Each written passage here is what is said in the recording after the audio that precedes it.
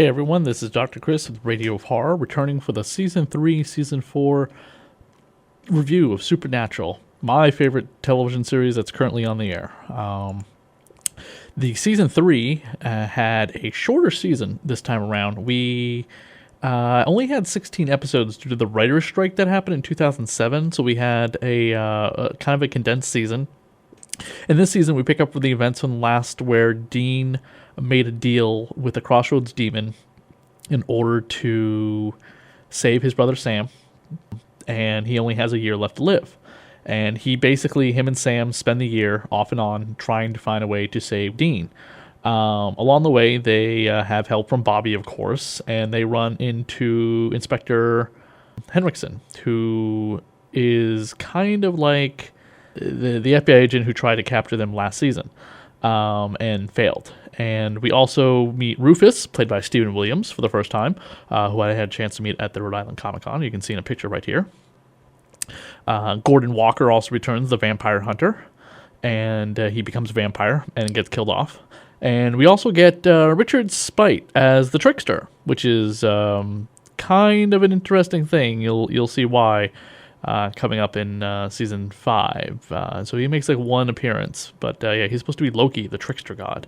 But we also get introduced to Katie Cassidy, who of course now is on Arrow as Black Canary, as Ruby, a demon, and Laura Cohen, best known as Maggie from The Walking Dead, as Bella, a antique dealer that they run into, and they keep constantly butting heads with over and over and over again.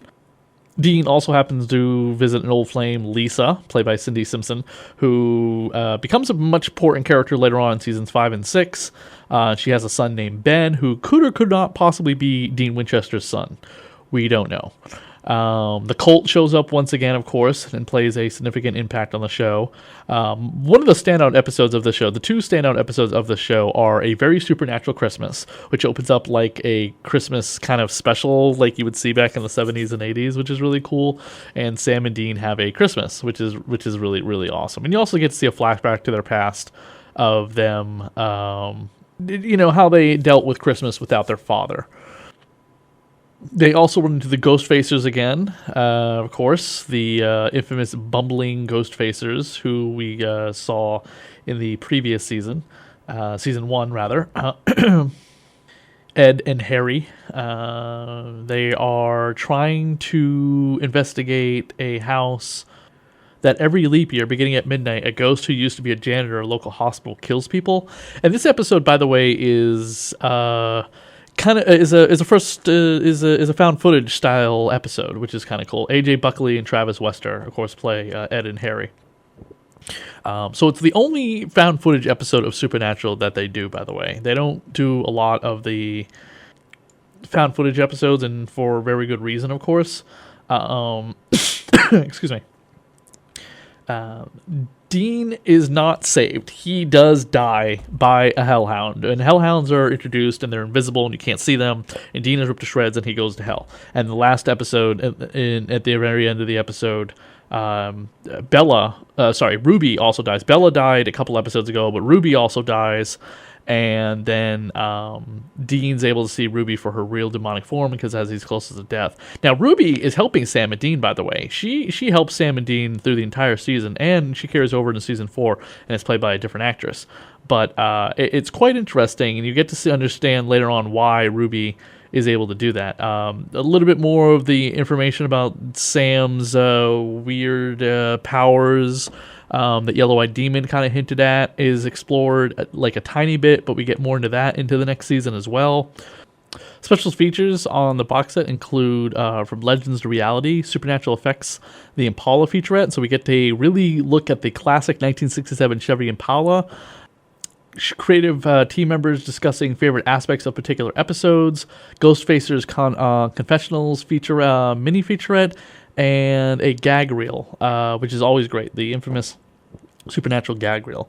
The DVD box set also comes with a digital copy of the 3rd season as well. And of course, it's spread out amongst 5 discs. Usually these are spread out amongst 6 discs, and the Blu-rays are about 4 discs.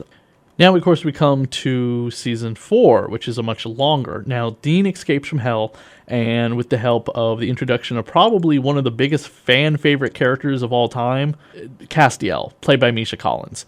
If it's Sam and Dean Winchester, Jared and Jensen, they're huge, but Castiel is much bigger. I think his fan base is bigger than those two brothers combined sometimes. I myself cosplay as Castiel. He basically raised Dean from perdition. So then, of course, we also have the new Ruby, who is played by Genevieve Cortesa, who actually marries the actor Jared Padalecki, who plays Sam, in real life. They have like a family and kids together. This is how they met. It's crazy. In fact, it's actually touched upon in that season 6 episode that I keep mentioning in previous seasons. I can't decide which Ruby I like, Genevieve or Katie. They're both pretty hot. It's kind of a toss-up. Bobby Sink, once again played by Jim Beaver, which is fantastic. As the seasons go, Bobby seems to have like more and more to do, whatever. In season 1, he was only like in 1 or 2 episodes. And then, of course, later on, he's in more and more episodes, which is really great. Dean does his first time travel little shtick, and he gets to meet his grandfather, played by Mitch Pileggi, and he meets his mom, which is kind of cool. Mary Campbell, the future Mary Winchester. And he gets to hang out with his dad, played by Matt Cohen. One of my favorite actors, who's like in various bit things, Kurt Fuller plays Zachariah, the angel. The Ghostfacers also make kind of a cameo in a very unique way in season 4, which I love. Basically, the thing with the angels is that, for the last 3 seasons, we know there have been demons around. And I'm sure someone was probably asking, well, where are there going to be angels? And sure enough, and the angels appear, and apparently like the size of like Chrysler buildings, and they have these giant black wings, and they're really dramatic, and they're really emotionless, and they're kind of like, as Dean puts it, like a bag of dicks. It's fantastic because they are just absolutely awful. One of the best standout episodes of this season is Monster Movie, and the entire episode is in black and white, and they fight a shapeshifter who turns into a vampire, a werewolf, and a mummy. It is great. They open up the show like old school Universal horror movies would, which is great. Another episode that stands out for a lot of people is Yellow Fever. Dean becomes infected with this absolute thing of fear, and this black cat jumps out, and he starts screaming. And then, of course, he's like, that was really scary. He plays Eye of the Tiger on his leg, crawling up out of the Impala. At the end of the episode, you get to see him, like, doing the whole thing or whatever. It's the Eye of the Tiger. It's the king of the... Eye of the Tiger from Survivor. He is in the Rocky movie, the third one, where he fights Mr. T.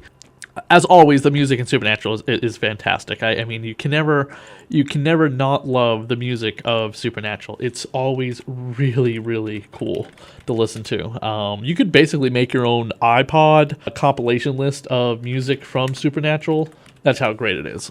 Just to touch upon the music of Supernatural, we have Hell's Bells, You Ain't Seen Nothing Yet, I Shall Not Be Moved by Johnny Cash, and Mead Little Town, all in Season 3's Episode 1. Of course, you have Carry On My Wayward Son, as always. Wanted Dead or Alive by Bon Jovi is in Season 3 as well. A Long Train Runnin', Dream a Little Dream of Me. In Season 4, you got You Shook Me All Night Long by AC/DC, Fight Song by the Republic Tigers, Vision by Jason Manns, Wrapping Around Your Finger by Marty Late, and I'm So Blue by Katie Thompson. So you get a lot of songs in Season 4's Episode 1. In Monster Movie, you have Old Monster Movie by Jay Grusaka. In the episode Sex and Violence, you have Thunder Kiss by White Zombie, Steal the World by Brian Tichy, and Come On Shake by Classic. So Sam, throughout the season, has been using his super psychic powers. It's because he's drinking demon blood. When he drinks demon blood, he gets super psychic powers. And he's been banging Ruby on the side. Him and Ruby hooked up between seasons 3 and 4, which again is appropriate considering that it's his wife in real life. And he's been feeding off of her. And you find out Ruby, is still a good demon, but for her own means. She's basically working for Lucifer. And they have these seals they need to stop from being broken open. Castiel says the first seal that got broken open is when he raised up Dean Winchester. Seals one by one get broken off, and then Lucifer rises. That's the final episode. In the previous episode, when the levee breaks, Sam betrayed Dean and Bobby, and Dean shouted to him the same thing that John had shouted out to Sam, that if you walk out that door, don't you ever come back again, when Sam wanted to go to college. And that kind of happens again, and then he finds out Ruby's betraying him, and then he helps his brother kill Ruby, and then Lucifer, like, breaks up out of his prison. Just all this light or whatever, and then season 4 ends, and you're just like, oh my god! Before I forget, we also, of course, have Lilith, who was the kind of sort of villain that carried over from seasons 3 and 4. You know, Yellow-Eyed Demon was in seasons 1 and 2. We had Lilith, played by a few different actresses: Rachel Paulette, Sarah McCormick, Catherine Boucher, who was the final actress to play Lilith in the episode where Sam kills Lilith by orders of Ruby, not knowing that would break open the final seal to let out Lucifer. Katie Cassidy also played Lilith at the end of season 3, only because Lilith took possession of her body too. Lilith is a white-eyed demon. She's probably one of the most well-known demons and has appeared in several different pieces of lore in demonology. In ancient Hebrew tradition, Lilith is depicted as Adam's first companion, created equally to Adam from the dust of the earth. She objected to being subservient to Adam, though, and was replaced as his wife by the more complacent Eve. In revenge of this, of course, Lilith particularly dislikes children, and in various tales, Lilith would give birth to like 100 demons a day for 100 days, and she would lay with Lucifer, and there's all these different versions of Lilith. Of course, the name Lilith has been used so many different times. She's a fertility goddess and a goddess of air and night in the King James Bible. So she's been around for quite some time. It's unbelievable. You also get to find out that Castiel was this guy named Jimmy. He had this whole family, which gets really screwed up. He's got a daughter and a kid. A daughter and his wife, and Claire is his daughter. We get back to them eventually. And not for a long time, but we eventually get back to them. So just keep in mind that Castiel has a family. And the other thing is that a demon can just take possession of somebody without their asking. An angel has to get permission from a human to take possession of them. We're also introduced to the character known as Chuck, as Sam and Dean find out that there are a series of novels written about them by Carver Edlund, aka Chuck. And he is a terrible writer, and he's also a prophet. So he's been writing down all of the images he's been seeing based on the Winchesters. And it's one of the best episodes. The monster at the end of the book. At the end of this book. Good stuff. They also find out that there's like fan fiction that Sam and Dean are being shipped. It's kind of gross considering they're brothers. Yeah, they meet some really weird... They find out their entire life story is basically in these books. It is one of the best plot points that gets developed on through later seasons that I absolutely love. They also do a Jump the Shark episode introducing Adam Winchester, John's other son. He's 19 years old, and unfortunately he dies, and he died before they met him, and a shifter has taken his place. It's unfortunate, but don't worry, Adam eventually comes back in Season 5, which we'll get to. Now, for the Season 5 box set, we have the Mythologies of Supernatural from Heaven to Hell, 3-section featurette gallery bridging heaven, purgatory, and hell, examining key mythological perspectives, commentary on 3 episodes, extended unaired scenes, and of course the famous Supernatural gag reel. The commentary on the episodes for Supernatural are really great because during seasons 1 through 5, you get Eric Kripke on most of the commentaries because Kripke was the creator of Supernatural and the showrunner.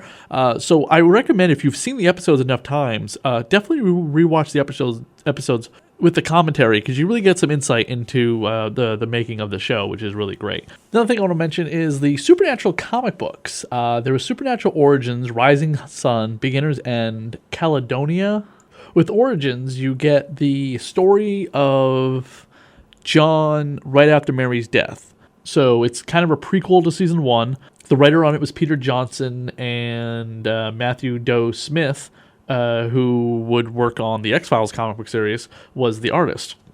The one issue that really stands out for me is Tim Sale does like issue number 2. So it's got this picture of John holding Sam and Dean standing next to him with the Impala behind him. Great image for the comic books. I absolutely love that cover to death. I actually thought Tim Sale was going to be doing the comic books, but of course that's not true. And then, of course, there's various painted artists for the different issues.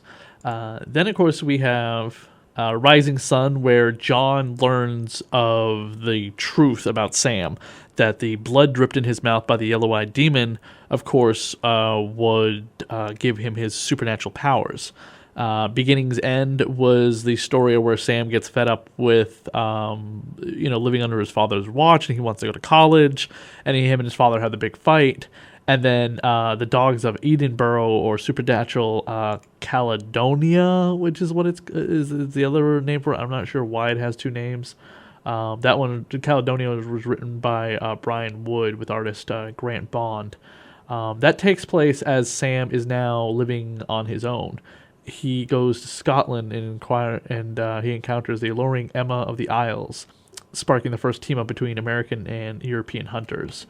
And that was it. And they were all published through Wildstorm, and then the last series was published through DC Comics after the New 52 launch, the Flashpoint story arc, which merged all of the universes together. So there was no Wildstorm imprint anymore. It's not that the Supernatural comic books were taking place in the DC Comics anymore, or they're not like Superman and Batman were teaming up with Sam and Dean, but the comic books were published by DC. And then that was the last series, and that came out like in 2011. So I don't know why we don't have any more Supernatural comic books. They obviously were doing well enough to keep making the series, but it'd be great. It'd be great if we could get more Supernatural comic books, because the show is ripe for that type of setting. Next up, we'll of course be covering seasons 5 and 6 of Supernatural. So stay tuned for that, and we thank you for checking out our review of Supernatural seasons 3 and 4 here on the Radio of Horror YouTube page.